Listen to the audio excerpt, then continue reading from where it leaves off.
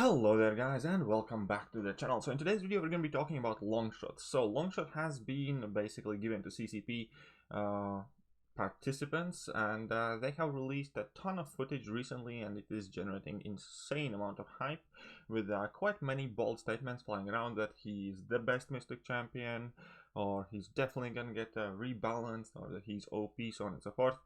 And I'm always kind of like extremely cautious to buy in all the hype because to be absolutely fair, we have had many champions that had been like completely overhyped and did not justify that when it came down to actual practical applications in your day-to-day content, like Proxima Midnight, like Call Obsidian, I don't know, Mysterio, so on and so forth. So there are many champions that seem great on paper or do something amazing, and then when it actually comes to using these champions, they don't really do that much.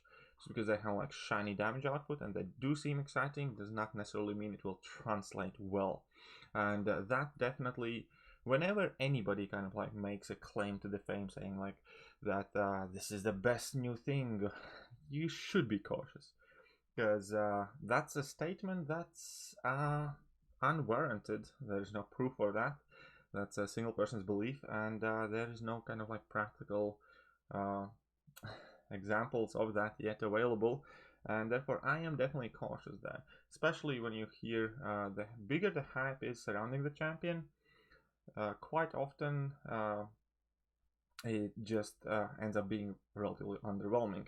Now there are already quite a lot of conversations, discussions and opinions going over Longshot in itself. Here you can see like his base stats, his base abilities and base stats are quite decent.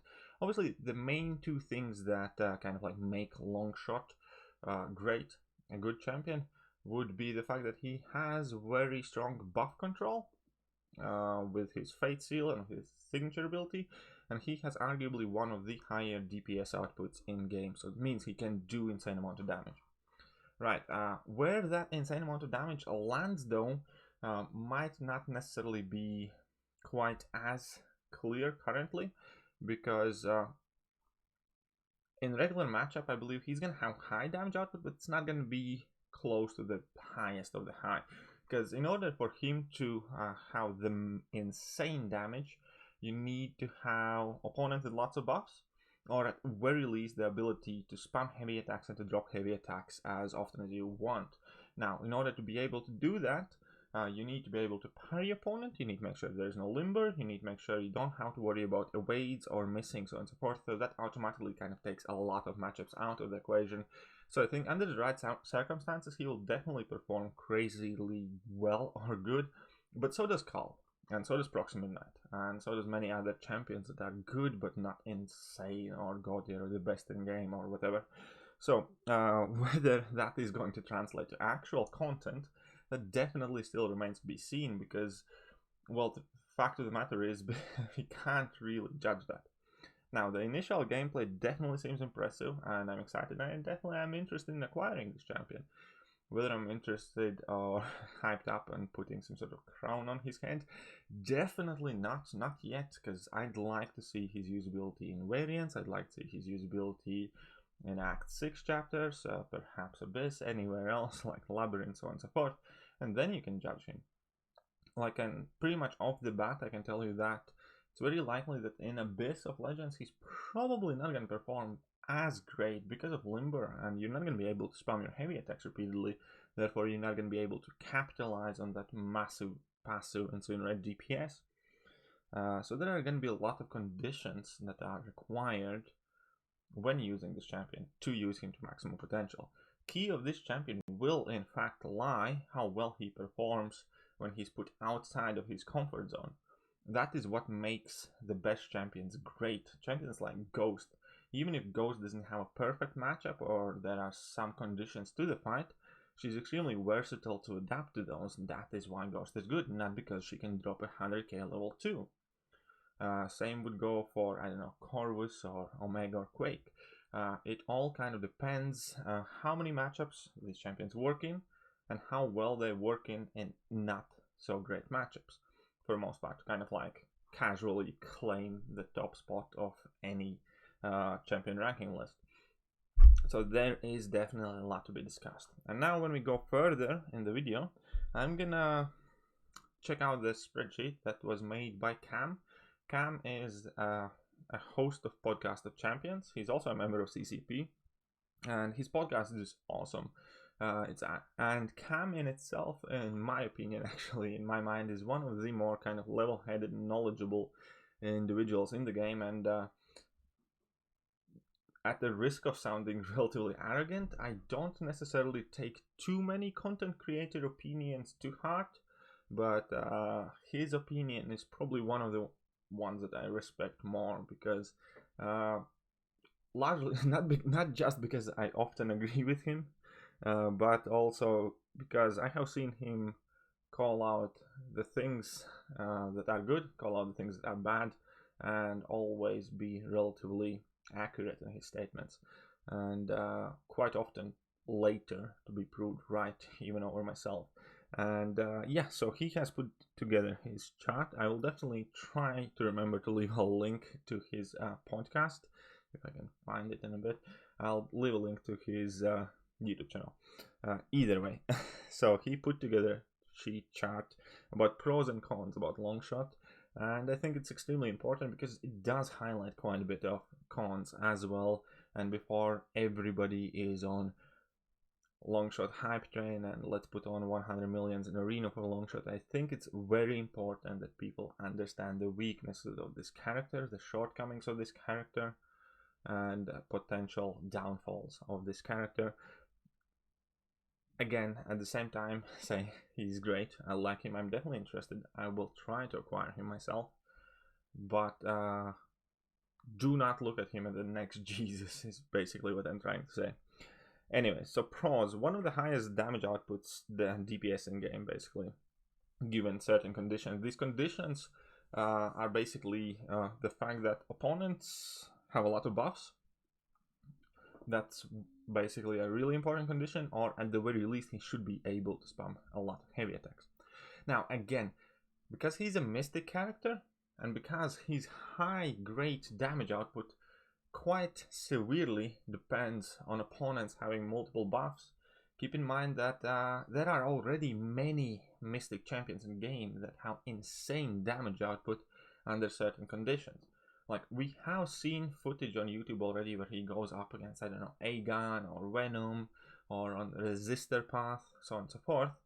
But do not forget that we already have insane champions in game. Like, if you were to showcase Morningstar against the Resistor path, that would nowhere near be an accurate reflection of her kind of like usability or her average fight or average damage output, right?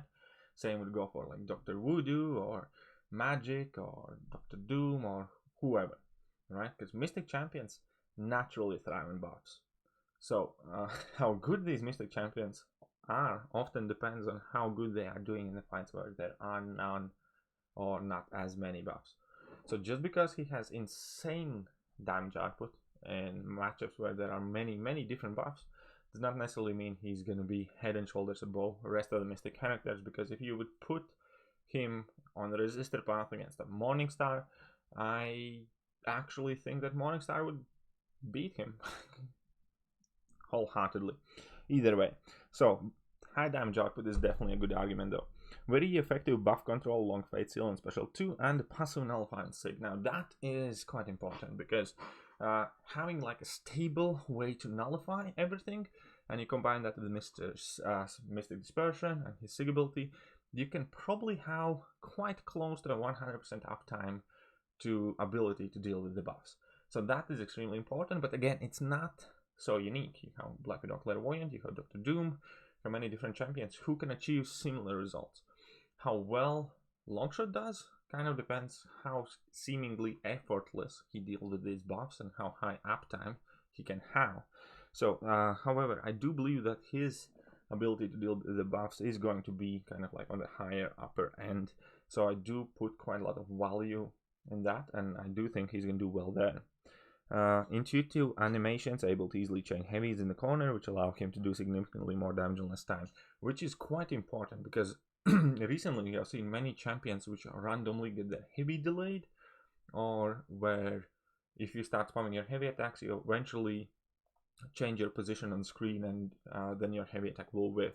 Now, the fact that you can easily change the heavy attack is actually quite big plus, especially when we are starting to get more and more nodes like recharge. You can see power lock abilities being more prevalent here and there. And again, it is important for him because he wants and has to spam many heavy attacks. So that's definitely good to have to know that effectively he can infinitely spam a heavy attack in corners so long as opponent doesn't have a special attack. So that is a definite plus there. Does not require MD to gain power quickly. That is also quite important, especially because he's a relatively suicide friendly character. He's not the most suicide friendly character, but suicides increase his damage by a lot. So quite often you have to make a choice in between Mystic Dispersion and suicides, for instance. And the fact that if you can run him without Mystic Dispersion, that is a definitely great benefit to the character. Because opposingly, we have champions like Morningstar, we have champions like Dr. Voodoo, we have champions like Man-Thing, who are so Mystic Dispersion reliant that it's almost unbearable to run them without it. So that is, again, quite big plus. I quite agree with that. Does not require enemy to have many buffs to deal great damage, but versus buff heavy enemies, his damage is massive. Now that is important, and that is gonna make and break the character, in my opinion, is how well he will do against opponents who do not have many buffs, if any at all, to kind of like make sure whether he's usable in your average matchup. Because if he stinks in many matchups, that means he's going to be a niche champion, which is still going to retain some value, but it's definitely going to be nowhere near as desirable as one of your original contest goats like Omega or Corvus or Ghost or whoever. You just want to bring in a quest and absolutely destroy everything. So that does seem quite promising for the character. Can bypass nodes like Rage and Safeguard because almost all of his damage comes from passive damage over time effects. Now that is also quite handy. Also, I think it's quite nice because it's passive, so it can bypass debuff immunities and stuff like that. And also, it's not your bleed or poison, and there are less incinerate immune characters in the game than there are bleed and poison immune characters in the game, I think. So I think that is a quite good kind of like change, and it's quite important, so that's a good thing, definitely. Defensive potential nodes that allow him to reach special 2 more easily. I don't think that's too relevant though, because I honestly do not think he's going to be like the best defender, and we have plenty of better options for such type of nodes. So I do not think he's going to be a good defender though. I definitely would have to kind of like at least mark this down. Perhaps yes, but relatively irrelevant because we have so many more tricky champions to place on these special 2 nodes and stuff. Special 1 can bypass minis, and auto evade also doesn't consume karma. And again, I think this point is relatively irrelevant because just because special 1 can bypass auto evade and miss, you still need to get to your special 1s, and special 1 arguably is your crappy special attack which you don't really want to shoot to begin with. So this I would kind of like just delete off as well. I don't think it's too relevant. Okay, now we're going to get to the cons, and I'm going to try and speed up on this video. So reliant on repeated heavy attacks and spamming special 2 to output max damage in short time periods.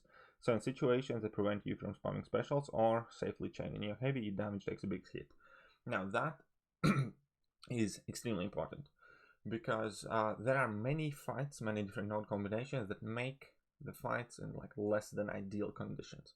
For instance, here it pretty much seemingly seems like if you are facing an opponent that has a simple node like an increased power gain, it'll be extremely difficult for you to manage those matchups because you will not be able to activate your special attacks as freely or spam as many heavy attacks. It obviously will not stop Longshot, but it will make him harder to use. It will definitely make sure that you want to use different type of champion. And this is kind of like a very key aspect point in my opinion, and it will all depend, as far as I can tell, on how many matchups he can perform relatively well, and how many matchups will make the fight seem like drag. Because his damage output is a burst damage output from very specific action. So it means from your basic hits, from your like normal heavy attacks, whatever, they're not doing much damage at all. So unless you can impose your kind of like play game plan, if you will, you're not doing a lot of damage output. So how well he does is definitely going to depend on in how many matchups he can stick to his game plan and execute it from beginning to the finish. So special 1 instant bleed damage, very underwhelming compared to special 2. That's annoying, but such is the case with most of the champions, to be fair, because one special attack definitely always kind of like dominates the champion description in my opinion, and special 1 seems relatively garbage. So does special 3. So basically he's another champion that vast majority of his value lies with special 2. And that obviously isn't the perfect situation, but it is what it is, you know what I mean? It's just how the character is built. It's definitely a slight minus though. Almost completely crippled in DPS versus matchups that are immune to all incinerate effects. Still does fine versus debuff immune matchups because of passive incinerates. So I mentioned this before, it definitely is minus, but the fact that it's incinerate and the fact that it's passive still make him viable in large group of these immunity matchups, and that is definitely a helpful thing. Additionally, I just wanted to say that yeah, there are not that many incinerate immune champions. There has been an increasing amount recently, but all in all there aren't that many incinerate immune champions. Also, there is like this subgroup of champions who are immune to damage from incinerate debuffs, for instance, like Silver Surfer. But the fact that the main damage for him comes from the passive incinerates will allow you to bypass that quite effectively. So I definitely do like the fact that this huge chunk of damage comes from passive effects rather than debuffs themselves. So that's kind of cool.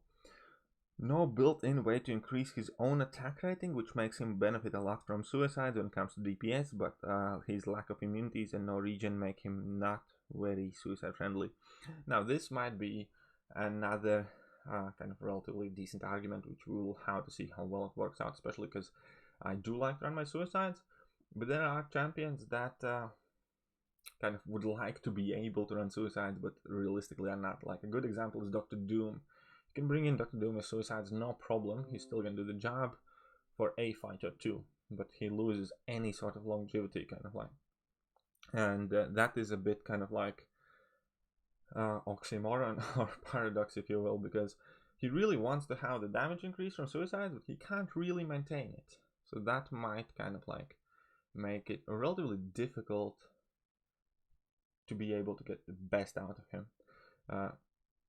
So I'm not too worried about it because technically I can just boost up or just live with slightly lower damage output, or if you want to show off for a specific video you can put on suicides. But that is something that will come and play definitely kind of like day to day, and it's quite important. Now the good thing about it is because you're spamming the level 2, you typically don't spam too many of those, and with that damage output you should be able to close out fights relatively quickly.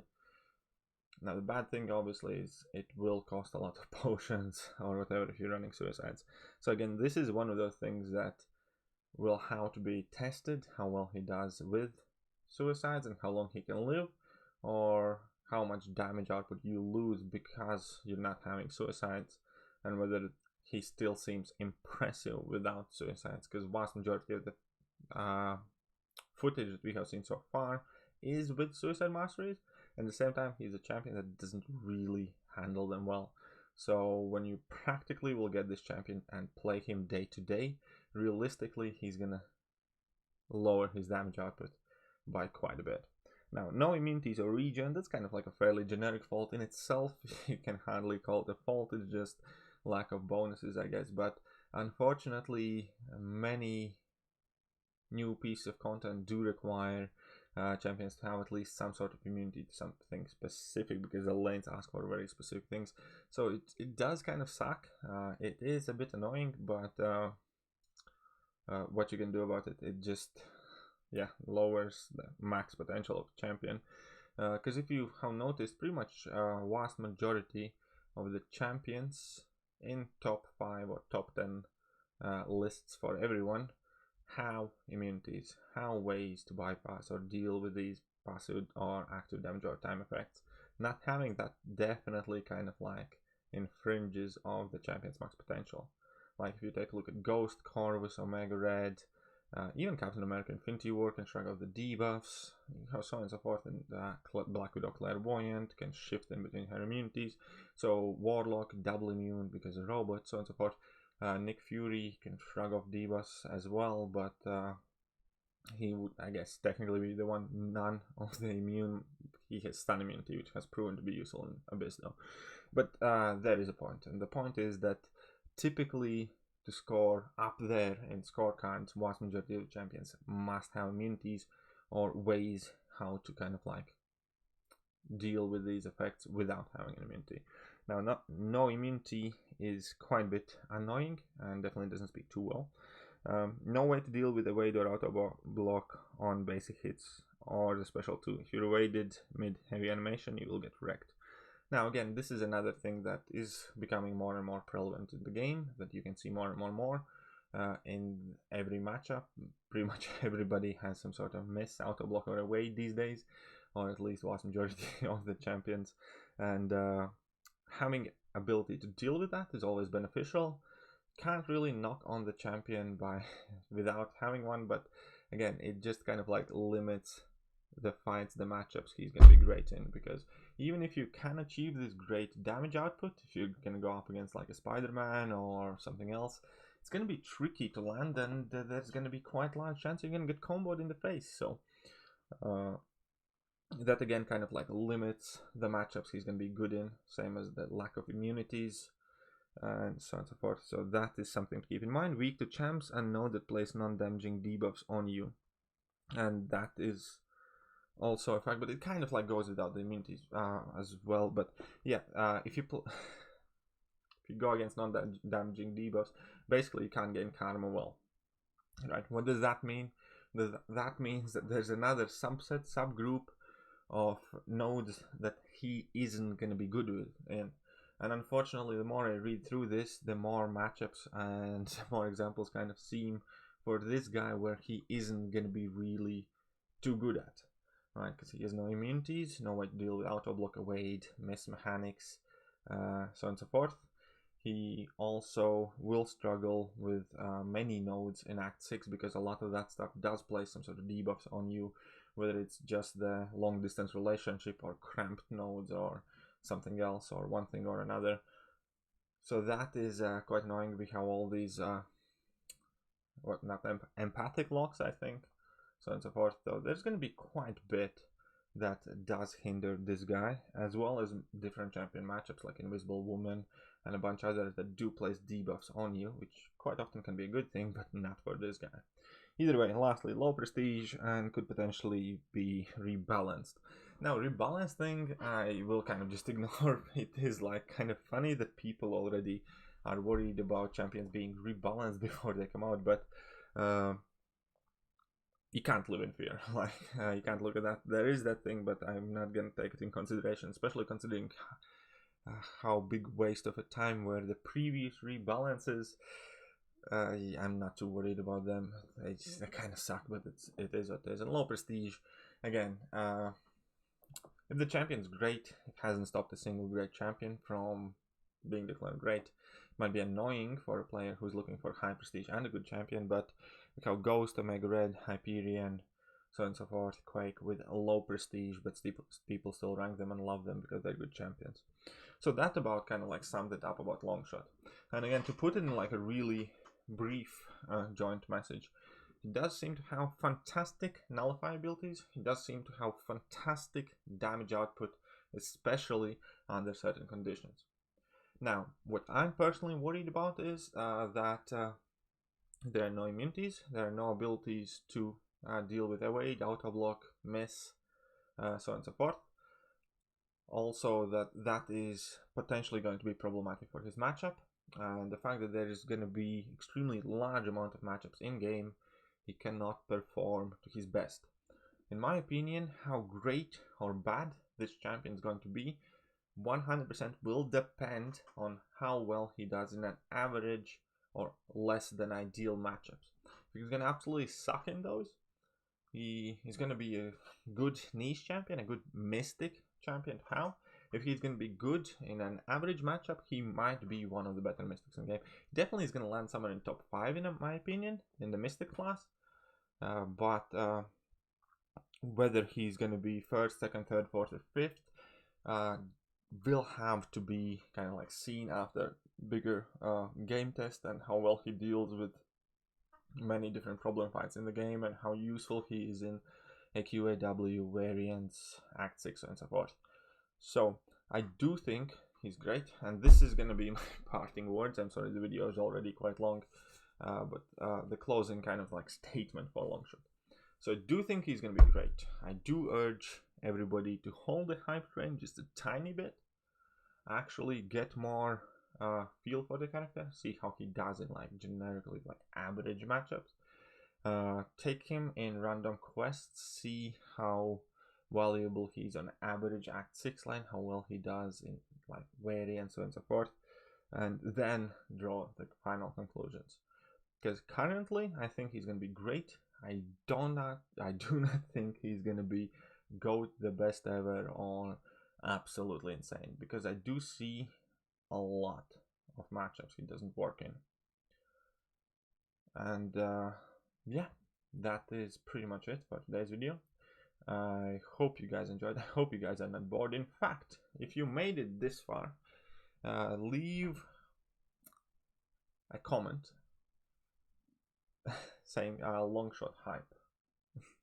Hashtag Longshot hype. Leave a comment like that, and then I can see how many of you actually watched my full breakdown and how many of you just kind of like skipped through a bit. So yeah, leave a comment, hashtag Longshot hype, and that will do for today. If you like today's video, if you think I said something reasonable, do forward this video to your friends, alliance mates, teammates, everybody who might be interested. And that is pretty much it. Do not forget, hit all the buttons, not the dislike or unsub one though. And I'm gonna catch you guys soon. See ya.